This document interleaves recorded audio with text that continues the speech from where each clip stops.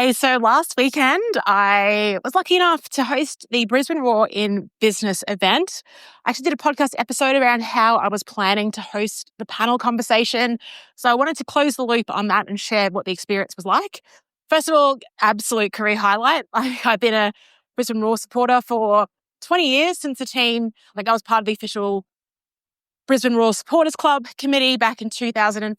I was there for their first game, then actually moved overseas for a couple of years, but when I returned, got straight back into it, was there for the grand final in 2011. That was their first championship victory. And the captain that day was Matt McKay. Now, this is the best game of football I've ever seen, and I think I ever will see live. It went into extra time. It was 0-0, went extra time. Central Coast Mariners were 2-0 up, and I think there was 12 minutes to go in extra time. And the Brisbane Roar equalised. They actually scored 2 goals in about 3 minutes. Then went to a penalty shootout and we won. And really part of that comeback was Matt McKay. He, like I said, the captain. And there's really some great footage during the extra time when Central Coast scored that second goal. He's doing this incredible pep talk, encouraging the boys that, yeah, you can get back. We can do this. We can score 2 goals. And I love that belief in him. Anyway, he was part of the panel on Saturdays, where I'm going with this. So Matt McKay was there. Jade North was there. He's the first Indigenous captain of the Socceroos, has represented Australia 40 times, or over 40 times. And then Alicia Canavis, who I got to know really well. And she is a former Young Matilda and also a commentator. So she was telling me about commentary at the Qatar World Cup. It was really cool hearing about that. And so apparently FIFA have this incredible database of football players. And in this database, you click on any player's name and it's a recording of that player introducing themselves, so you understand how to pronounce their voice. And she said, yeah, the database has all these facts and stats on each player. I was like, oh, that's really cool. Because I was wondering, how do commentators prepare? They seem to know everything about what's going on the pitch. So it was a great event. The only annoying thing was that we had 2 handheld mics, which were both working prior, and I tested both. And then when we kicked off, one microphone just decided to die. So you got a panel of 3 people, I got a microphone, you're constantly having to hand it over. So instead of interjecting where I wanted to do and passing it on to someone else, had to be a bit creative with that. The event itself is such a good idea to have a networking event an hour before kickoff. Oh, so much fun. And the seats, it was in the Sunset Lounge in Suncorp Stadium. And so really fun. I actually brought my videographer, Sean Smith, over because when I was making my speaker reel last year, I realised, I've actually spoken at quite a few awesome events, but I didn't take him there. I didn't actually get really good footage. I had mobile phone footage, which probably wasn't good enough. Plus it was me filming myself. So I'm bringing Sean over to key events that I am speaking at just to capture that gold in the room. He made a really lovely 40-second highlights video.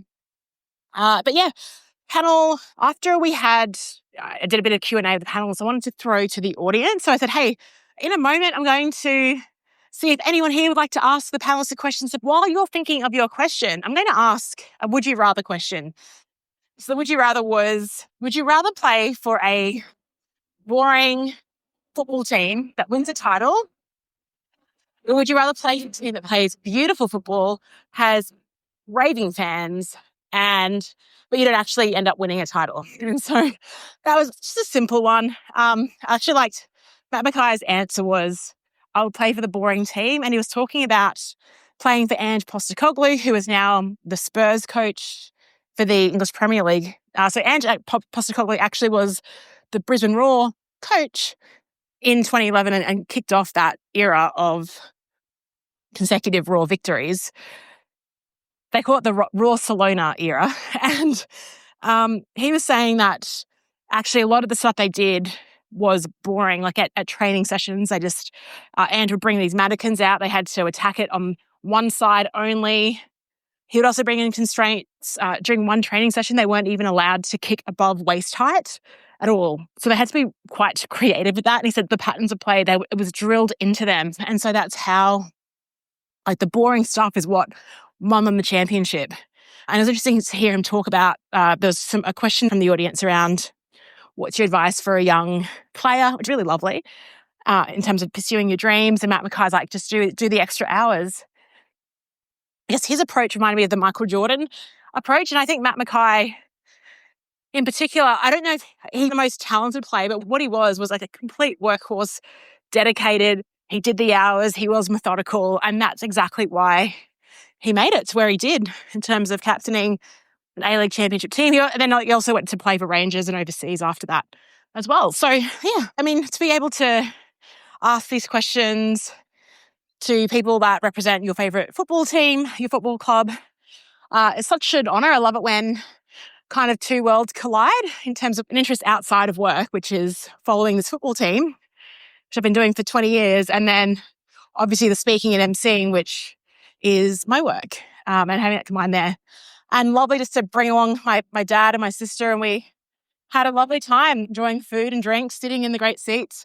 The Roar game itself, but guess what? They were up 1-0 for 95 minutes. And then in the last minute of extra time, Melbourne Victory scored an equaliser. So that was probably the only deflating thing of the day. Anyway, they've invited me back, which is awesome, in late April. So if there's any beans to spill on that, I will let you know on the show. Amazing. Thanks so much for listening, and I'll speak to you tomorrow.